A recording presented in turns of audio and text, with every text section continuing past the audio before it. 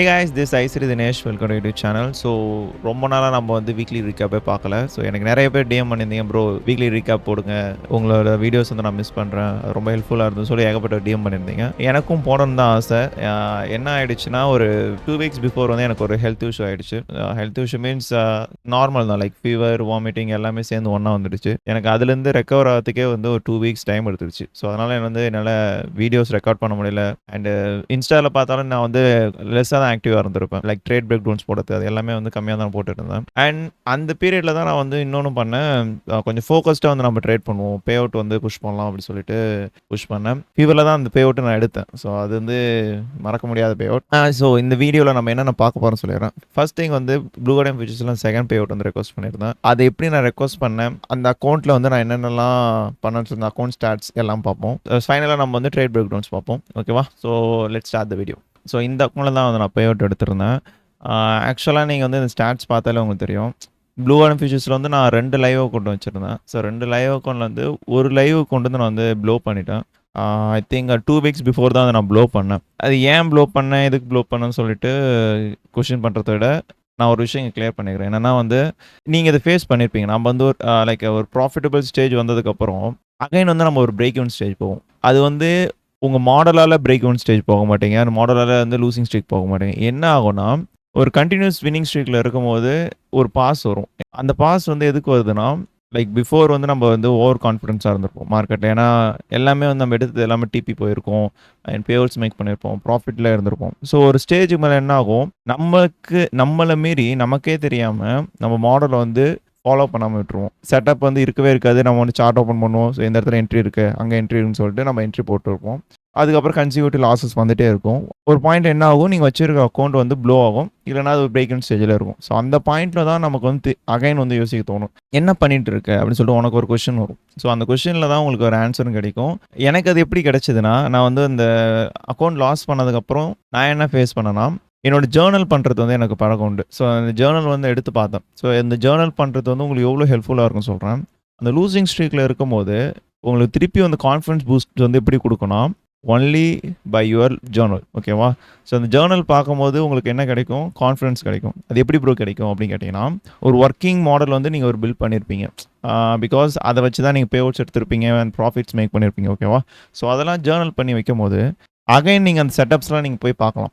Like வந்து என்னோட model வந்து இந்த மார்க்கெட்டில் ஒர்க் ஆகிருக்கு, ஸோ இதில் வச்சு நான் ப்ராஃபிட் மேக் பண்ணியிருக்கேன், அண்ட் பே அவுட்ஸ் எடுத்திருக்கேன், அக்கௌண்ட் பாஸ் பண்ணியிருக்கேன்னு சொல்லிட்டு அந்த ரிசல்ட்ஸ்லாம் நீங்கள் திருப்பி பார்க்கும்போது உங்களுக்கு அகைன் வந்து ஒரு கான்ஃபிடன்ஸ் கிடைக்கும். ஓகே, நான் அகைன் வந்து நான் இந்த மாடலை ஃபாலோ பண்ணேன்னா என்னால் பே அவுட் எடுக்க முடியும், அக்கௌண்ட் பாஸ் பண்ண முடியும், அண்ட் வந்து கன்சிக்யூட்டிவ் வின்ஸ் எடுக்கலாம் அப்படி சொல்லிட்டு ஒரு கான்ஃபிடன்ஸ் கிடைக்கும். கரெக்டாக? ஸோ அதே தான் எனக்கு வந்து அந்த அக்கௌண்ட் ப்ளோ ஆனதுக்கப்புறம் ஒரு கான்ஃபிடன்ஸ் கிடைச்சிது.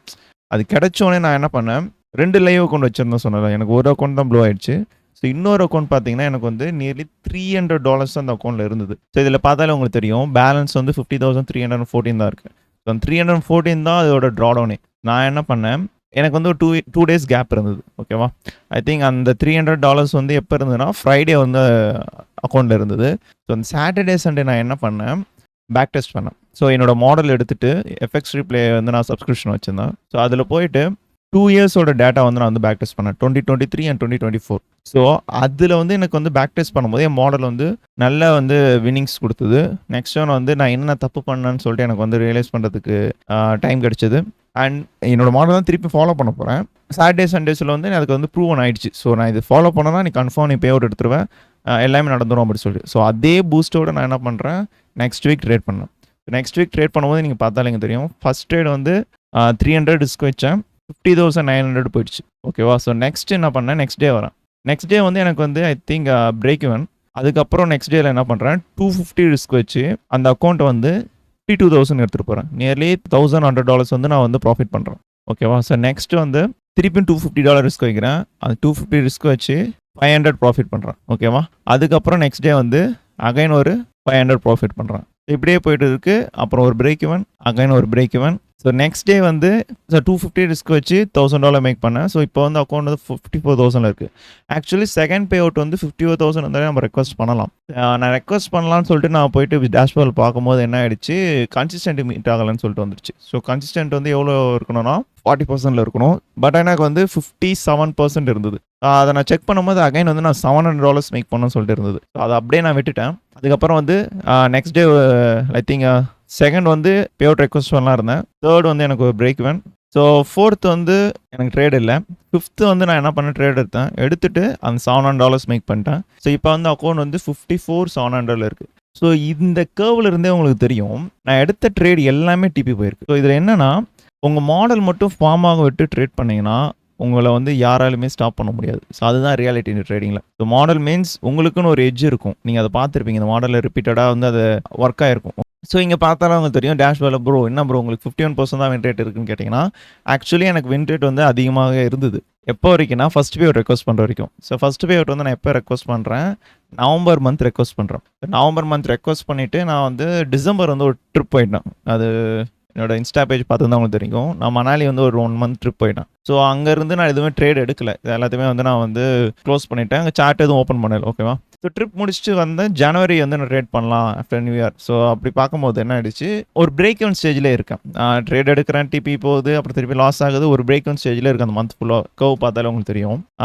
நெக்ஸ்ட் திங் வந்து என்ன நடக்குது, கரெக்டாக அந்த 52,000 இருக்கா.